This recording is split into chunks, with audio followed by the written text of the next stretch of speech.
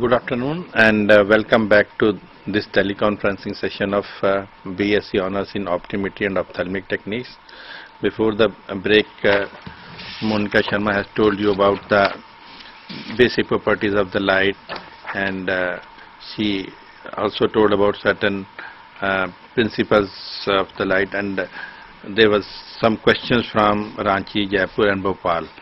And still one question is pending. I think that will be covered in due course of time. So now we'll be starting from where we left, that we were talking about the what are the various terminologies in the, and now we'll be talking about what is the far point, near point. When we broke, Madam was telling you that if you take a pen and then if you see that is known as the near point. So we'll start from there and continue for another 2 sessions, and if you have got any questions in between, you can call us. So Madam, when we left, you were talking about that experiment. Yes. Okay. So बच्चों, let's get back to this only. इसी चीज को हम अब वापस terminologies को discuss कर रहे थे. अभी जिस बात पे हम रुके थे वो था नियर पॉइंट. नियर पॉइंट वो पॉइंट होता है जिसको जब आप पास में किसी भी चीज को लेके जाएं, उतनी दूरी तक जहां तक आंख उसको क्लियरली दे सके. कुछ लोगों की आई की नियर पॉइंट बहुत अच्छा होता है, वो बहुत पास ले जाने तक उसको क्लियर देख सकते हैं. कुछ लोग कितनी दूरी पे हाथ जाके रुक जाएंगे. ये नियर पॉइंट आप अंडरस्टैंड करेंगे जब आप प्रेस बायोपिया को डील करेंगे. प्रेस बायोपिया को कंडीशन को जो कि आगे पढ़ते जाएंगे, नियर पॉइंट वहां पे रेलेवेंट और इम्पोर्टेंट होता है. So near point is the closest point which you can see clearly and the image is formed with the use of the accommodation. Depending on the age, it varies from 7 to 100 centimeters. 7 माने जब आप pen को अपनी आंख के पास लेके गए थे, क्या आपने नोटिस किया आपकी आंख से ऑलमोस्ट अप्रोक्सीमेटली कितनी दूरी तक आप उसको क्लियर देखते रहे? 6 to 7. It can be very better than this also, but normally हम इसको 7 to 10 centimeters कहते हैं. To 100 centimetres. 100 सेंटीमीटर मतलब 1 मीटर. कुछ आंखें ऐसी होंगी जिनकी एकोमोडेशन पावर बिल्कुल खत्म हो जाएगी, वहां पे नियर पॉइंट जो है रिसीड करके 100 सेंटीमीटर्स पहुंच जाएगा. Some of you who had asked a question on accommodation, please wait, we will get back to it, but अभी टर्मिनोलॉजी को समझो. दूसरा पॉइंट कंसिडर, दूसरा टर्मिनोलॉजी है फार पॉइंट. फार पॉइंट क्या चीज है? Far point the most distant point that can be brought to the focus on retina. कितनी दूरी तक आप बहुत दूर तक एक आंख देख सकती है, उसको कहते हैं फार पॉइंट. इसमें एकोमोडेशन प्ले नहीं करती है, लेंस कन्वर्ज नहीं करता है, लेंस रिलैक्स स्टेट में रहता है, and in normal I this far point is infinity. Let us look at the diagram here. Yes, Delhi, please. Good morning, sir. Good morning. Good morning. Yes. Good morning, yes. What is Donder's eye and reducing eye? बेटे थोड़ा सा रुक जाओ, आगे आने वाली slides आपको डॉन्डर्स आई ही पढ़ाएंगी. Just wait. क्या नाम क्या आपका बच्चे? पवन कुमार. पवन, जैसा डॉक्टर मोनिका ने बताया अभी हम आपको बताएंगे. इसीलिए मैं आपसे रिक्वेस्ट कर रहा हूं कि आप एक सेशन पूरा हो जाने दीजिए. उसमें कोई चीज अगर कवर नहीं होती है तो लास्ट के जो 5-7 मिनट में उसमें आप फिर वो सवाल पूछ सकते हैं. वो थोड़ा सा ठीक रहेगा. इसमें थोड़ा सा बीच में डिस्टर्बेंस भी आ जाता है और आपको लगता है कि पढ़ाया नहीं गया है, तो थोड़ा. Rajgiri, yes please. Rajgiri, yes please. Sir Abhishek हम बोल रहे हैं सर. हाँ बोलिए अभिषेक. ये 10 ईयर का सर चाइल्ड कैसे एकोमोडेट कर लेता है सर 7 सेंटीमीटर के डिस्टेंस को? ठीक. ओके. ये प्रैक्टिकल क्वेश्चन पूछा आपने, ये भी बताएंगे आपको. ठीक. ओके. बच्चे वैसे जब बच्चा पैदा होता है तो एकोमोडेशन के फिनोमिना को जब हम समझेंगे तो एकोमोडेशन में जो लेंस है वो कितनी उसकी मसल्स या जोन्यूल्स स्ट्रांग हैं, वो उतना ही ज्यादा कन्वेक्स बन जाता है. बच्चों में ये प्रॉपर्टी सबसे ज्यादा होती है। इनफैक्ट अगर कहते हैं कि प्रेसबायोपिया 40 साल पे शुरू होता है, नहीं, प्रेसबायोपिया शुरू हो जाता है बच्चे के पैदा होने पे। जब एक बच्चा पैदा होता है उसकी एकोमोडेटिव पावर सबसे ज्यादा होती है। धीरे धीरे ये एकोमोडेशन मतलब लेंस को कन्वर्ज करना, give me time, you have lot of queries on accommodation, हम प्रेसबायोपिया के टाइम इसे फिर दोहराएंगे। एकोमोडेशन यंग स्टेज से जैसे जैसे आदमी बड़ा होता जाता है धीरे धीरे कम होती जाती है, और एक स्टेज तब आता है जब एकोमोडेशन उतनी नहीं रह जाती और पेशेंट को पढ़ने के लिए नियर ग्लासेस दिए जाते हैं। तो एक 10 साल के बच्चे में बहुत अच्छी एकोमोडेशन होगी। ये एकोमोडेशन को कैलकुलेट करने के लिए जब आप नियर पॉइंट को अंडरस्टैंड करेंगे तो आप एकोमोडेशन की पावर को कैलकुलेट करेंगे। मैंने कहा नियर पॉइंट 7 सेंटीमीटर से लेके 100 सेंटीमीटर तक होता है। ये सब आपके लिए होमवर्क है, अपने पेरेंट्स का, अपने बुजुर्गों का और अपने से छोटे बच्चों का। पेन पकड़ के पास ले जाके ये अंडरस्टैंड करिए कि किसको कितनी पास तक ले जाके पेन क्लियर दिखा। जहां तक नियर पॉइंट होगा उतनी ही क्लोजर होगा, उतना ही लेंस की एकोमोडेशन पावर जो है स्ट्रांग होगी। तो इससे आप अंडरस्टैंड करोगे कि जैसे जैसे उम्र बढ़ती जाती है ये नियर पॉइंट रिसीड करता जाता है, और इसी से accommodative power of the lens की कैलकुलेशंस भी होती हैं। Please give me time, will come back to it. Accommodation शायद आप सब लोगों के लिए बहुत इंटरेस्टिंग सब्जेक्ट है, उसको बहुत अच्छे से आगे पढ़ते जाएंगे, डिटेल में पढ़ेंगे। आज इसको कंप्लीट हो लेने दीजिए। Thank you. I think let us go back to far point and near point where we started. So let's see the diagram here in this. Far point मैंने ये कहा वो पॉइंट जो सबसे दूरी का पॉइंट है, जिसको एक आंख जब लेंस एकोमोडेट नहीं करता है रेटिना पे इमेज फॉर्म कर लेता है और हमें क्लियर दिखाई देता है। और नियर पॉइंट जो नियरेस्ट पॉइंट जो कि जब लेंस एकोमोडेट करता है तब भी रेटिना पे फॉर्म हो जाता है। Let us give an example. इसको इन्फिनिटी कहा जाता है। नियर पॉइंट नॉर्मल आई का आंख की एकोमोडेटिव पावर पे डिपेंड करता है, varies from 7 centimetres to 100 centimetres. Far point eye की रिफ्रैक्टिव पावर पे भी डिपेंड करता है। सपोज हम कहते हैं कि ये नॉर्मल आई है, इसका फार पॉइंट इन्फिनिटी है। सपोज कोई आई मायोपिक है, उसका फार पॉइंट पास आ जाएगा, हाइपरमेट्रोपिक का दूर चला जाएगा। इसको समझने के लिए जब हम रिफ्रैक्टिव एरर्स को अंडरस्टैंड करेंगे आपको तब फिर बताएंगे कि मायोपिया में क्या हो गया और हाइपरमेट्रोपिया में क्या हो गया। प्लीज अभी सिर्फ टर्मिनोलॉजी समझो कि फार पॉइंट का मतलब क्या है और नियर पॉइंट का मतलब क्या है।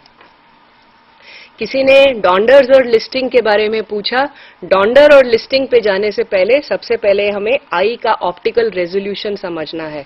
Okay, we are now going to compare eye as an optical system as I said. Now हम जानते हैं कि आंख को एक पूरा का पूरा कन्वर्जिंग लेंस के फॉर्मेट में होमोजीनियस होमोसेंट्रिक सिस्टम कहा जाता है। सपोज करिए लेटर से आंख नहीं है, 2 कन्वेक्स लेंस हैं या 3 कन्वेक्स लेंस हैं, वो तीनों लेंस होमोसेंट्रिकली प्लेस्ड हैं, मतलब जो इनके ऑप्टिकल सेंटर हैं वो कोइंसाइड करते हैं, एक ही लाइन में है, लेंस ऊपर नीचे टिल्टेड पोजीशन में नहीं है। Suppose we have homocentric systems of lenses, तो जो रेज डायग्राम बनेगा वो रे डायग्राम इसकी पावर और इसकी पावर को दोनों को मिला के बन जाएगा।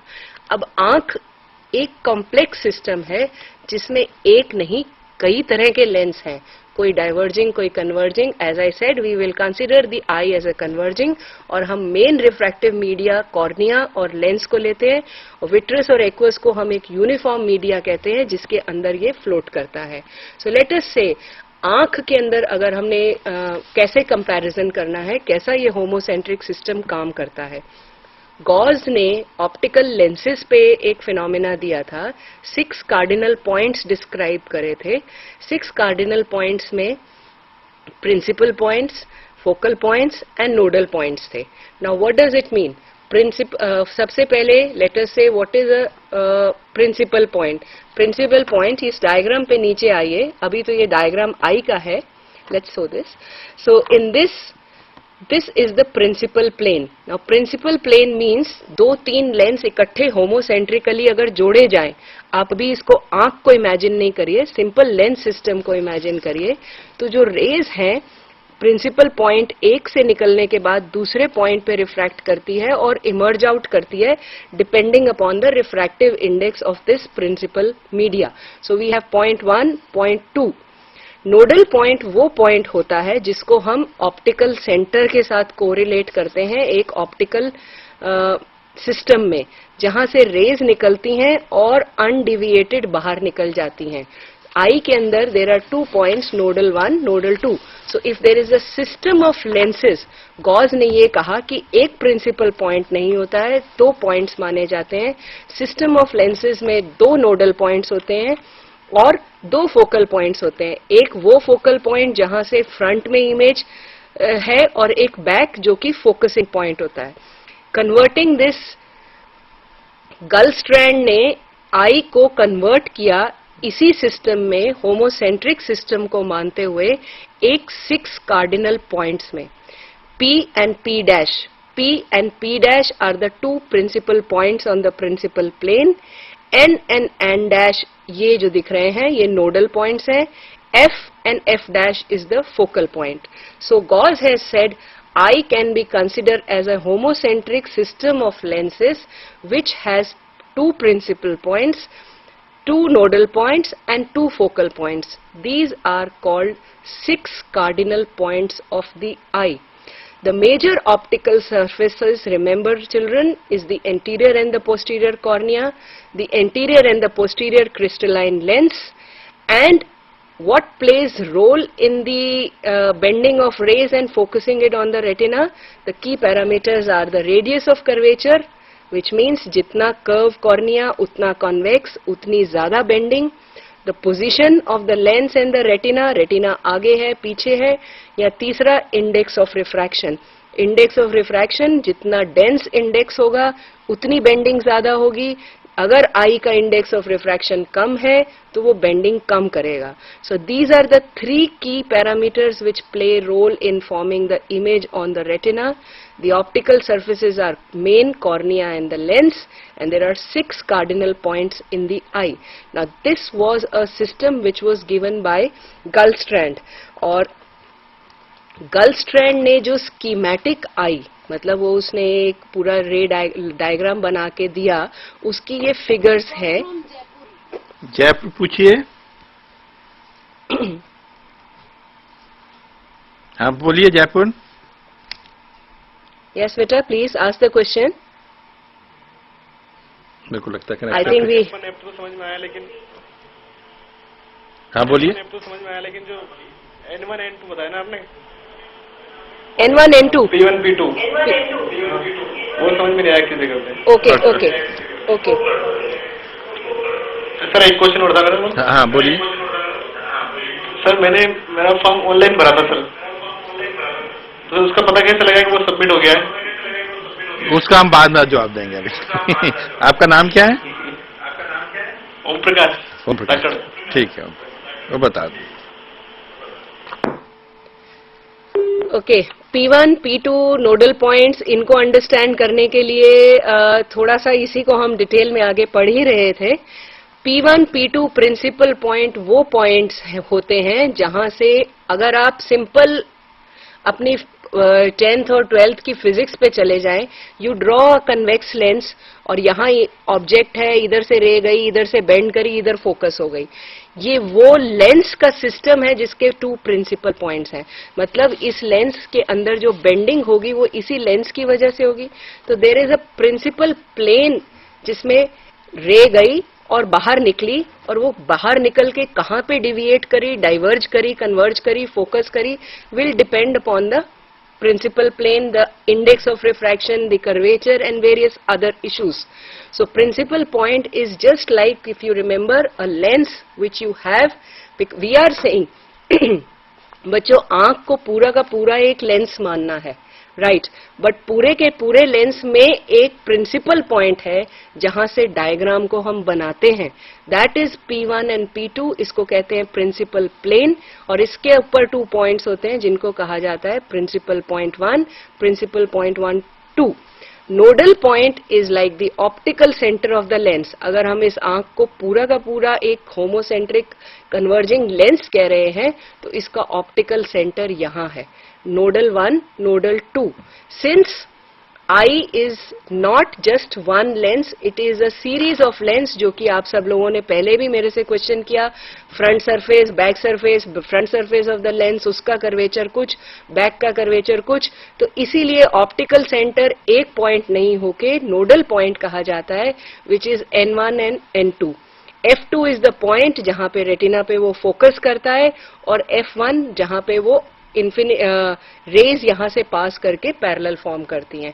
नाउ गलस्ट्रैंड ने स्कीमेटिक आई को दिया, 6 कार्डिनल पॉइंट्स को डिस्क्राइब किया.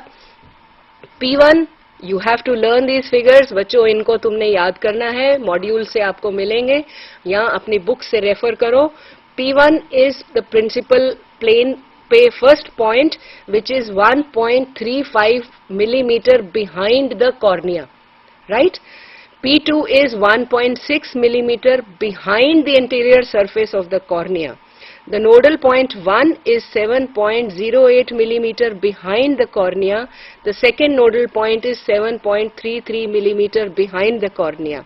The first focal length which is in front of the cornea, इसको negative form में लिखते हैं minus 15.7 millimeter.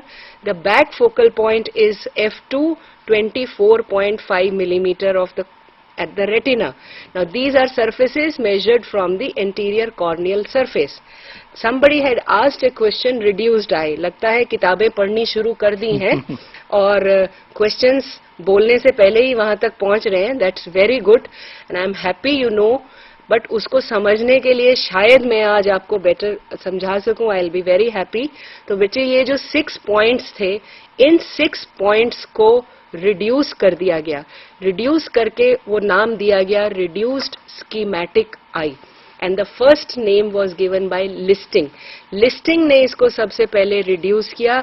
उसने कहा कि अब हम रे डायग्राम P1 और P2 बेंड करेंगे, N1 से लेके जाएंगे, N2 से भी पास करेगा, F2 तक लेके जाएंगे. उसने कहा कि ये क्योंकि रिफ्रैक्टिव इंडेक्स को हम एक यूनिफॉर्म मीडिया मान लेते हैं, तो 2 पॉइंट्स इतने क्लोज हैं, प्रिंसिपल पॉइंट्स, 2 नोडल पॉइंट्स इतने क्लोज हैं कि हम उनको एक सिंगल पॉइंट मान सकते हैं. So this is called reduce eye. The principal point is now taken in the reduced eye as 1.35 millimeter, and nodal point is standardized as 7.08, F1 is 15.7 and F2 is 24.3. But जब हम रे diagram बनाते हैं, ये आगे bracket में लिखा है 17.5 इफ फ्रॉम P. जब हम रे डायग्राम बनाते हैं तो हमेशा P को सेंटर पॉइंट मान के इमेज यहाँ जाती है और यहाँ से बेंड करती है. तो अगर फोकल डिस्टेंस यहाँ से लेके यहाँ तक मेजर करें तो इट इज 17.5, इधर से पीछे तक जाएंगे तो it is 22.78. So remember children, from the anterior surface it is 15.7, from the principal plane it is 17.5. Okay, so this was the first figures which were given by listing. अब डॉन्डर ने क्या करा, डॉन्डर ने इसको भी बहुत आसान कर दिया, और उस आसान करने का मकसद सिर्फ क्या था, ये रिड्यूस्ड आई हम क्यों बना रहे हैं. ये रिड्यूस्ड आई इसलिए बना रहे हैं कि आई को जब हमने इमेज फॉर्मेशन की कैलकुलेशंस करनी है, कितने इंस्ट्रूमेंट्स हैं, कितना इक्विपमेंट है, कितना कुछ है जो ये डिस्क्राइब करे कि ये इमेज कहाँ फॉर्म होगी, कैसे फॉर्म होगी, इतने कॉम्प्लेक्स सिस्टम को सिंप्लीफाई करने के लिए लिस्टिंग से आगे डॉन्डर्स ने उसको और बहुत कैलकुलेशंस में सिंप्लीफाई कर दिया. डॉन्डर ने ये कहा कि आई का एक टोटल रिफ्रैक्टिव मीडिया पावर आप 60 ले लीजिए. तो जो बच्चों आपने क्वेश्चन पूछा कि क्या लिखना है, ये डॉन्डर्स ने उसको 60 एक यूनिफॉर्म फिगर दे दी थी. उसने ये कहा कि रिफ्रैक्टिव इंडेक्स आई का अलग अलग मीडिया से याद करने की बजाय एक यूनिफॉर्म मीडिया मान लीजिए, उसको 1.33 माना गया. उसने ये कहा कि फर्स्ट प्रिंसिपल प्लेन जो है कॉर्निया पे वो 2 मिलीमीटर बिहाइंड द कॉर्निया माना जाएगा, और फर्स्ट नोडल पॉइंट 5 मिलीमीटर, इसने 5 मिलीमीटर, फोकल लेंथ को 20 मिलीमीटर पोस्टीरियरली प्लेस कर दिया। अब वो पॉइंट और डेसिमल्स को भी हटाने के लिए डॉन्डर ने उसको सिंप्लीफाई किया, इसको 2 मिलीमीटर बना दिया, इसको 5 मिलीमीटर बना दिया, F2 को 20 मिलीमीटर कर दिया, फ्रंट में उसने 15 मिलीमीटर कर दिया, total power of the I 60 dioptre कर दी, और रिफ्रैक्टिव इंडेक्स को 1.33 एक ओवरऑल जनरल आई का रिफ्रैक्टिव इंडेक्स ले लिया। Is that question clear now कि लिस्टिंग, डॉन्डर्स और रिड्यूस्ड आई और स्कीमेटिक आई क्या होती है? Okay, if that is clear and the question is not ahead, that I wanted to tell you, ये listings और donders ने क्यों किया? Just to give the formation of images, calculations को easy करने के लिए, एक homocentric eye का system की image गई, ray से bend हुई, कैसे formation हुई, image का size क्या बना, ये सब करने के लिए reduced eye की calculations हमने पढ़ी। Now we will go on to some more terminology जो कि आप फर्स्ट ईयर से सुनना शुरू करते हैं और आगे आने वाले टाइम में इसकी एप्लीकेशंस पे जाएंगे। बच्चों, एप्लीकेशंस को बहुत अभी बॉदर नहीं करो, बिकॉज जो अब मैं पढ़ाने लगी हूँ वो different axis and angles of the eye है। ये नाम आप सुनते जाओगे आने वाले टाइम में, स्पेशली जब आप स्क्विंट या ऑर्थोप्टिक्स या बाइनोकुलर विजन्स डिस्कस करोगे, प्यूपिल के रिफ्लेक्सेस को देखोगे, कॉर्नियल रिफ्लेक्सेस को देखोगे। बट ये एक्सिस और एंगल्स क्या चीजें हैं, टर्मिनोलॉजी क्या है, उनकी डेफिनेशंस को एक तरह से अभी हम रिवाइज करेंगे। इसमें इनको स्पेलिंग का भी ध्यान रहे, कहीं एक्सिस को AX IX नहीं। Right, very right, very particular about that also. Right, very right sir. So axis and angles of the I, but वो विजुअल एक्सिस जब लिखा जाता है तो उसमें IS लिखा जाता है, तो प्लूरल फॉर्म में ES चला जाता है। So let us now go on to this diagram here. The diagram says there are two axes which you have to start learning with. One is visual axis, the other is optical axis. अब बात वहीं से शुरू हुई कि आई को पूरा होमोसेंट्रिक एक लेंस सिस्टम माना गया। अब इसमें सबसे पहले ऑप्टिकल एक्सिस क्या है, आप ये देखिए, सेंटर जहां से ऑप्टिकल एक्सिस आपको दिख रही है, स्ट्रेट लाइन जो जा रही है, जो आई को प्रैक्टिकली हाफ में कट आउट करती है। It is the line which connects the center of curvature of all refractive surfaces, and it is perpendicular to the refractive surfaces. Ultimately, कोई भी ray of light optical axis से pass करती है तो वो undeviated पास करती है, right? The other terminology is visual axis. Visual axis ये लाइन जो फोविया तक जा रही है, मतलब हम किसी चीज को देख रहे हैं, the line that connects the fixation point, मतलब आपने किसी चीज को देखा, वो फिक्सेशन पॉइंट से फोविया तक जो लाइन जा रही है, remember passing through the nodal point. Don't forget to mention this कि nodal point से पास करती है visual axis, fovea तक जाती है, this is called visual axis. और इन दोनों axis के बीच में, optical axis, visual axis के बीच में जो angle है, उसे कहा जाता है angle alpha. ALPHA, which is formed between the optical and visual axis at the nodal point. बच्चों ये चीज याद रखिए, ये एंगल नोडल पॉइंट पे बनता है. In the average eye, the optical axis is displaced temporarily about 5 degree and down by 1.5 degree. Okay, so normal eyes में ऑप्टिकल एक्सिस और विजुअल एक्सिस जो है कभी कोइंसाइड नहीं करती हैं. विजुअल एक्सिस जो है थोड़ा सा टेम्पोररली डिस्प्लेस्ड होती है. इसकी एप्लीकेशंस आप आगे पढ़ोगे, अभी आप इतना ही समझने की कोशिश करो. Okay, the other is pupillary axis and line of site. Pupillary axis को अगर देखा जाए तो एक तरह से प्यूपिल के सेंटर में से जो इंटरसेक्ट करती हुई लाइन आ रही है, यू कैन से it is the counter part of the optical axis. यही जो ऑप्टिकल एक्सिस हमने पिछली स्लाइड में डिस्कस की, उसको कहीं ना कहीं अगर प्यूपिल के सेंटर से पास करती है तो इसको हम प्यूपिलरी एक्सिस भी करते हैं. कानपुर बोलिए. गार्ड भी है. यस कानपुर. कानपुर. हेलो. हाँ, आपका क्या नाम है बेटे? हेलो. हाँ, क्या नाम बच्चे आपका? हैं? दिनेश. हाँ, दिनेश दिनेश. चंद्रा. दिनेश, पूछो आपका क्या सवाल है? सर असाइनमेंट का यहाँ पे उनको कोई समझ में नहीं आ रहा क्या करना है. अच्छा, असाइनमेंट का भी सबमिट कर दिया आपने, क्या नाम है, तो वो बोल रहे हैं क्या नाम है, यहाँ पे मतलब चेक करना है कि वहाँ पे मतलब होना है. वो आप लेक्चर में. हाँ, वो बताएंगे, मैडम को बता देंगे आपके, है ना, आपके सर को या मैडम को बता देंगे. ठीक है. आपका इससे कोई सवाल है जो मैडम पढ़ा रही है, उससे कोई सवाल है तो पूछिए. अभी तो नहीं सर. ठीक है. I would होगा तो कर request. लेंगे बाद. Yeah. Sorry. I would request all of you कि आज हम यहाँ पे एक ही सेंटर पे नहीं है, बहुत सब सेंटर्स में. Please can you switch off your phone जिसने अभी क्वेश्चन पूछा था. Thank you. It's echoes. सब स्टूडेंट से ये रिक्वेस्ट है कि अभी आप फोन बंद नहीं करा आपने? प्लीज आप फोन बंद कर दीजिए जिसने लास्ट क्वेश्चन पूछा है. That's right. My request to everybody here is कि आप जो लेसन आज पढ़ाया जा रहा है उससे रिलेटेड क्वेश्चन में मुझे इंटरप्ट करिए. नहीं तो जो सेंटर्स, हमारे कितने सेंटर्स हैं जो एक साथ ये प्रोग्राम देख रहे हैं, उनके लिए ये बीच में डिस्टर्बेंस होती है. इवन फॉर मी, मेरी कंटिन्यूटी ब्रेक करती है और पढ़ाने में थोड़ी दिक्कत आती है. प्लीज इससे रिलेटेड क्वेश्चंस पे पूछिए. आपके जनरल क्वेश्चंस को इन दी एंड डेफिनेटली आपको आपके टाइम दिया लास्ट जाएगा. आखिर के 15 मिनट में आप इस तरह के सवाल पूछ लीजिए. अभी जो टॉपिक पढ़ाया जा रहा है उसी के बारे में. ओके बेटे. So we were now to optical axis, visual axis. उसी की काउंटर पार्ट को इस डायग्राम में अंडरस्टैंड करेंगे. प्यूपिलरी एक्सिस जब वो प्यूपिल के सेंटर से काटता है, और line of site again visual axis की ही काउंटर पार्ट है, बट इसमें फिक्सेशन पॉइंट से लेके अगर हम कहें प्यूपिल की एंट्रेंस से पास करता हुआ फोविया को जाता है. इन दोनों के बीच में जो एंगल बनता है इसको कहा जाता है angle of lambda. Mind you, visual axis और ऑप्टिकल एक्सिस, प्यूपिलरी एक्सिस और लाइन ऑफ साइट से फर्क हो सकते हैं. Okay.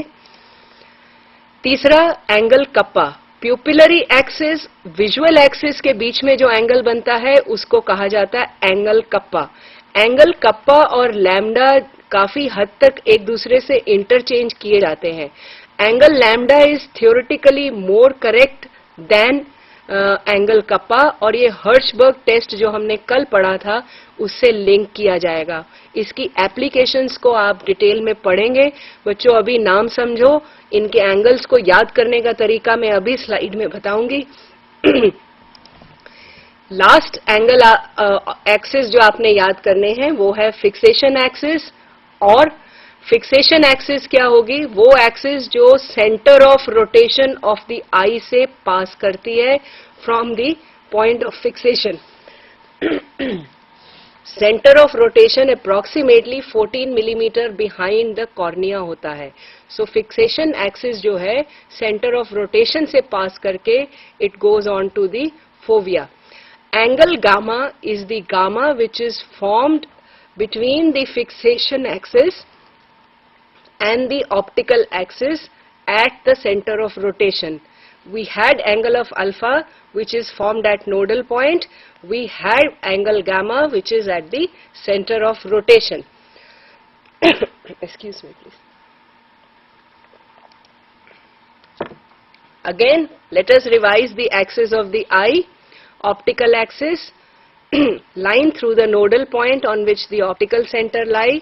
Visual axis, line joining the fixation point and the fovea which passes through the nodal point. Pupillary axis, line passing perpendicular to cornea through the center of pupil. Fixation axis, line joining the fixation point to the center of rotation of the eye. I will give you 1 minute to copy this down. How to remember the angles and axis. ये सब रट्टा मारना बहुत आसान है. ये अगर आप फॉर्मूला FOVPL ऊपर लिखिए, GAKL नीचे लिखिए, इनको जोड़ दीजिए. सॉरी, ये एक्सिस हैं, ये एंगल्स है. Fixation axis, optical axis, visual axis, pupillary axis, line of sight, इन दोनों के बीच में एंगल गामा, इन दोनों के बीच में एंगल अल्फा, इन दोनों के बीच में एंगल कप्पा, इन दोनों के बीच में angle lambda. I give you 1 minute. Please copy this down so that you can remember it easily.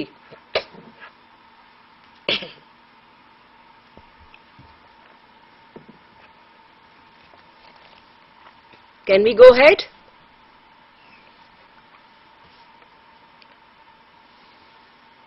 There are 5 axes and 4 angles. 4 angles.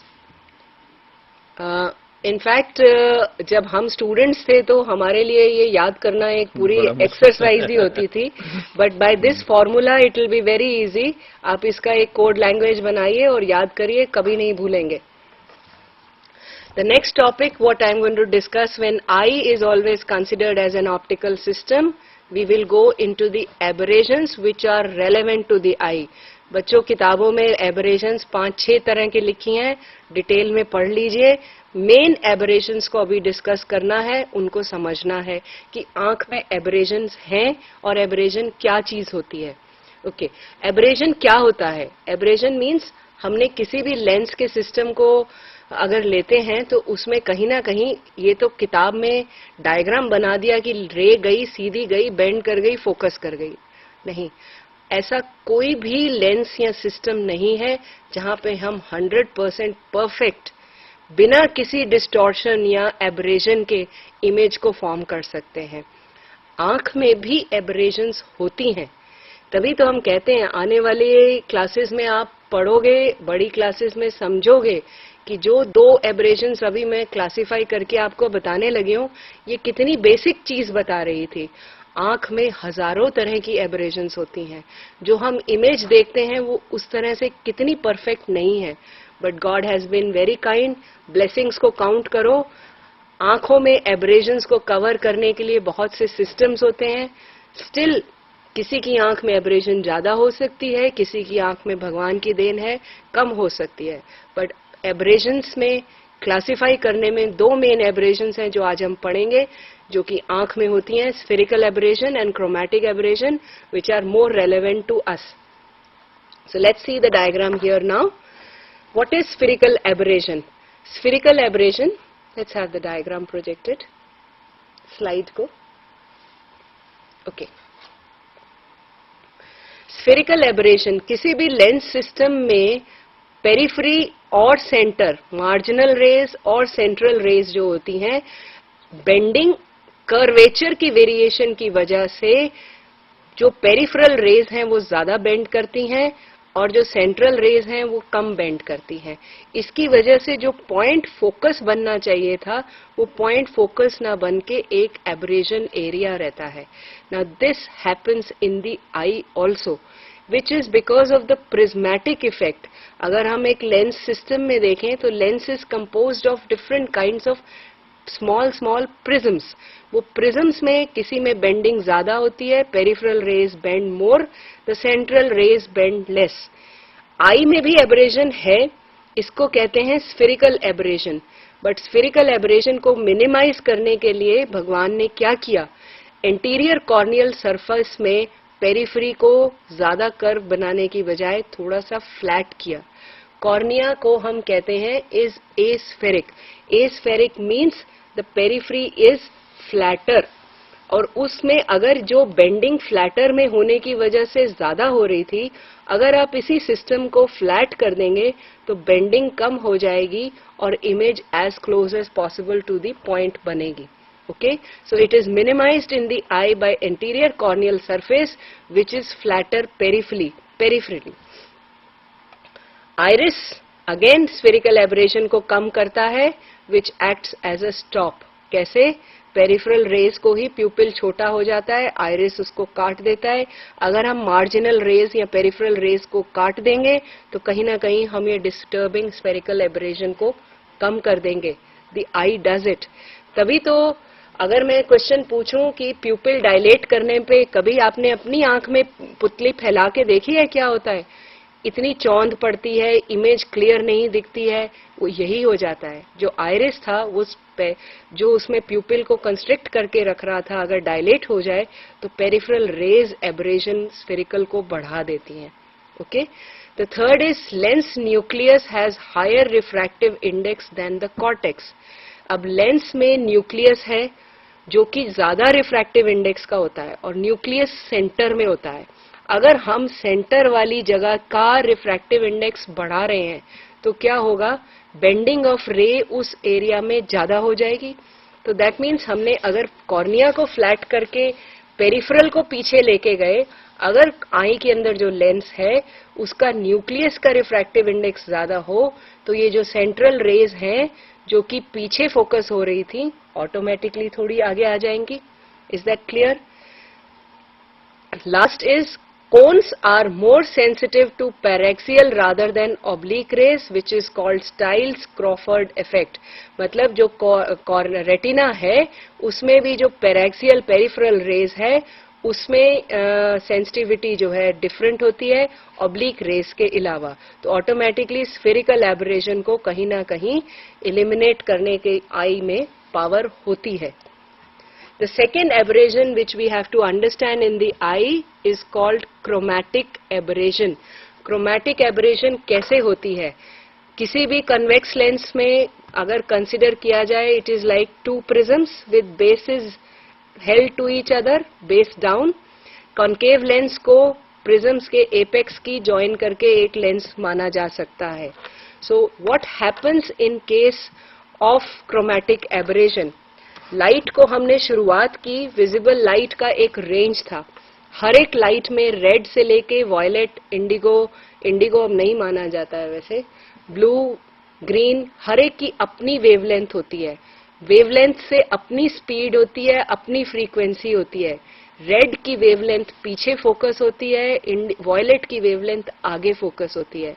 तो क्योंकि इन दोनों में फ्रीक्वेंसी का फर्क होता है, विजिबल लाइट, व्हाइट लाइट में, विबग्योर पैटर्न में, दोनों में फर्क होने की वजह से red is focused behind and the violet, और you can say is focused in front. तो जो इमेज बनी वो यहां से लेके यहां तक एक शार्प पॉइंट ना बन के फैली हुई इमेज बन गई. This is called chromatic aberration. Okay, how is it minimised by the eye? सबसे पहले एक चीज और बताऊंगी, अगर हम रेड से लेके वॉयलेट तक जा रहे हैं तो yellow green light is actually focused by the emmetropic eye. Emmetropia means eye without refractive error. It is minimized in the eye. आप कैसे मिनिमाइज करते हैं? पहली चीज, प्यूपिल इसमें कंस्ट्रिक्शन करता है, और second, the eye is normally focused so that the rays of greatest intensity yellow form the most sharply defined image, while the colors of longer and shorter focus form circles of relatively low intensity compared with this, and the images are therefore neglected. Right? So we have two aberrations, chromatic and spherical, to understand. Before we are, I think we have another 10 minutes? We have got 10 minutes. 8 minutes. Yes. So before I go on to my third class, उसका brief overview जो अभी तक हमने पढ़ा. अब terms तुम लोग बीच में सुनते आ रहे हो, इमेट्रोपिया, एमेट्रोपिया, इसकी definitions को भी books में पढ़ने से पहले याद करो. एमेट्रोपिया, अब हमने आई को इतनी अच्छी तरह से समझा, इमेज रेटिना पे फॉर्म होती जा रही है, आई जो है बिल्कुल परफेक्ट है, रेटिना पे फॉर्म हुई. हम सब यहाँ बैठे हैं, कितने लोग ऐसे हैं जो रिफ्रैक्टिव एरर्स जिनको गॉड ने ब्लेस किया है और नहीं है.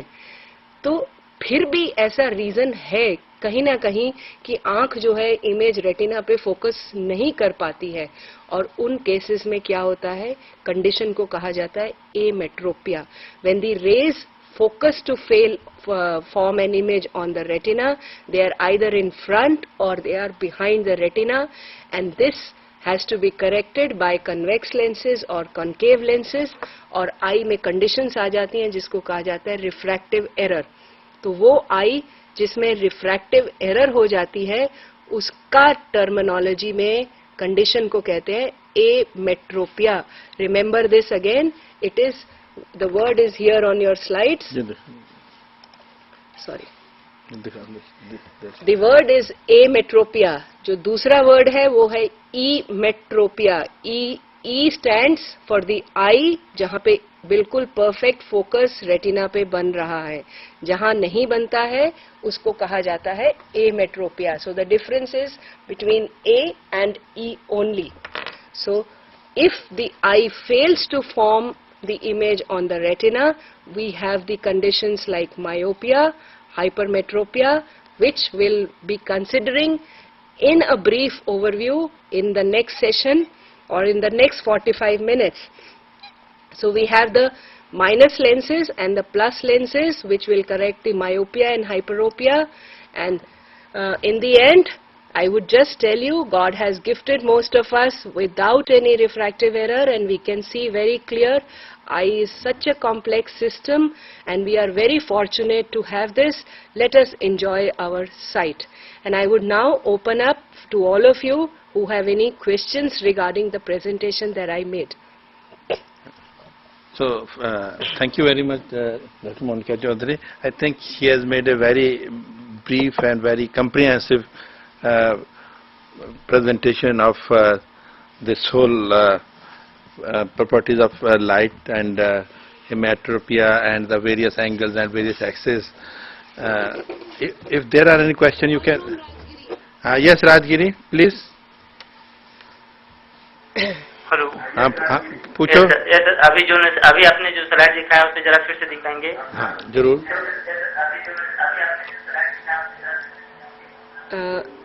Is it the last myopia hypermetropia slide which you are asking for? ये वाला कह रहे हैं, दूसरा कह रहे हैं? बेटे ये रिफ्रैक्टिव एरर की अगर आप स्लाइड देखना चाहते थे तो ये स्लाइड्स हम जो अगले 45 मिनट लास्ट लेसन डिस्कस करेंगे उसी के ब्रीफ ओवरव्यू को आगे डिस्कस करेंगे. आप फर्स्ट ईयर में हो, आपने पेशेंट से अभी इंटरैक्ट पता नहीं करना शुरू किया है कि नहीं, बट मायोपिया, हाइपरमेट्रोपिया, एस्टिग्मेटिज्म ये टर्मिनोलॉजी को अभी समझना रह गया है. एकोमोडेशन की भी बात जो इस प्रेजेंटेशन में शुरू हुई थी वो भी प्रेसबायोपिया से लिंक समझाऊंगी. But remember again, myopia, hypermetropia, astigmatism ये हमारा ब्रेड एंड बटर है. इसी पे हमने आगे अगले 3-4 साल पढ़ना है. इसीलिए आज में सब कुछ पढ़ने की कोशिश नहीं करिए, ब्रॉडली समझिए ताकि कल को आपको फर्स्ट ईयर पास कर लें कोई ये तो पूछे कि मायोपिया आपको एटलीस्ट समझ तो आने लगा. तो ये अगर और कोई पिक्चर देखनी हो तो आप बता दीजिएगा. अच्छा, एक सवाल ये पूछा था, ऑनलाइन फॉर्म जमा करा है तो आपको उसका एक कंट्रोल नंबर मिला होगा. अगर आपके पास कंट्रोल नंबर आपको मिल गया है तो इसका मतलब कि वो आपका ऑनलाइन फॉर्म जो है जमा हो गया है. दूसरा, असाइनमेंट्स के बारे में बोला था. असाइनमेंट, जितनी भी असाइनमेंट्स हैं वो आपको आपके स्टडी सेंटर में ही जमा करनी है. अपने प्रोग्राम इंचार्ज के पास जमा कर दीजिए और वो हमारे पास भेजेंगे सब, और वो हम बैठ के यहाँ पर चेक करेंगे. थोड़ा सा जो प्रॉब्लम आएगा आपको, असाइनमेंट जो लास्ट वाली असाइनमेंट थी जिसका कोर्स 5 का ऑप्टोमेट्री वाला जो लास्ट कोर्स है, क्योंकि उसकी आपको अभी तक बुक्स मिली नहीं है, इसलिए हो सकता है कि आपने अभी तक वो असाइनमेंट्स अटेम्प्ट ना करी हो. तो उस असाइनमेंट को छोड़कर, जो लास्ट की 2 असाइनमेंट छोड़कर बाकी 8 असाइनमेंट जितनी भी हैं वो आप अपने प्रोग्राम इंचार्ज को इस महीने के आखिर तक जो है जमा करा दीजिए. और अगर किसी वजह से कोई नहीं जमा करा पाता है तो वो अपना जो प्रोग्राम इंचार्ज, जो कोऑर्डिनेटर वहाँ है, उससे परमिशन लेके 5, 7, 10 दिन का मार्जिन, अगर कोई जेन्युइन रीजन है, कोई बीमार पड़ गया है, कोई नहीं जमा करा पाया, कुछ ऐसा कोई वजह हो गई, तो वो अपना प्रोग्राम कोऑर्डिनेटर की नॉलेज में लाकर 2-4 दिन बाद भी जमा करा जा सकता है. तो अभी जो जितने जो कोर्स आपका इंग्लिश का था, इंग्लिश की असाइनमेंट्स, ह्यूमन साइंसेस की और ऑकुलर साइंसेस की, ये जो असाइनमेंट्स हैं ये तो आप जो है जो इस महीने के आखिर तक जमा करा दीजिए. और बाकी असाइनमेंट जो क्योंकि अभी तक आपके पास किताब नहीं है, असाइनमेंट्स तो हैं, पर हो सकता है कुछ लोगों ने अटेम्प्ट कर ली हो, पर अगर अटेम्प्ट कर भी ली हो तो मैं ये राय दूंगा कि अभी आप उसको होल्ड करके रख लीजिए, क्योंकि जब बुक आएगी तो आप उसमें हो सकता है और उसको बेहतर बना सकें और अच्छी असाइनमेंट्स कर सकें और अच्छे मार्क्स स्कोर कर सकें. तो ये सब असाइनमेंट्स के बारे में. अभी हम ब्रेक लेंगे 15 मिनट का और उसके बाद फिर वापस आएंगे. तो जैसे मोनिका जी बता रही थी कि जो ओवरव्यू, जो बाकी चीजें, रिफ्रैक्टिव एरर्स का जो है हमारा मायोपिया, हाइपरमेट्रोपिया, एस्टिग्मेटिज्म एंड ये जितने हैं इसके बारे में आपको बताया जाएगा। और भी अगर आपके कोई ऐसे क्वेश्चंस हो तो आप बताइएगा, तो उसके बाद फ्रेंड्स, स्टूडेंट्स, आई फील कि ये जो मैंने आज पार्ट कवर किया, आप लोग अपना मॉड्यूल देखेंगे तो ये ऑलमोस्ट एक तरह से समरी है सारी बेसिक ऑप्टिक्स की। फर्स्ट ईयर लेवल पे इतनी हमारे पास कैपेसिटी नहीं होती है कि इतने टाइम में हम हर एक डिटेल को पढ़ा सकें। आज समझ अगर आ गई है तो जब आप बुक खोलेंगे तो I think it will be easy for you to go. और जब सेकंड थर्ड ईयर में जाएंगे हम इसको और डिटेल में यही चीजें आप समझने लगेंगे एप्लीकेशन फॉर्म में, जैसे एक्सिस है, एंगल्स हैं या रिफ्रैक्टिव एरर्स हैं, इसको और डिटेल्स में। Right, the purpose was this so that they can at least understand the books now. Thank you so much, I think. I think we'll break and then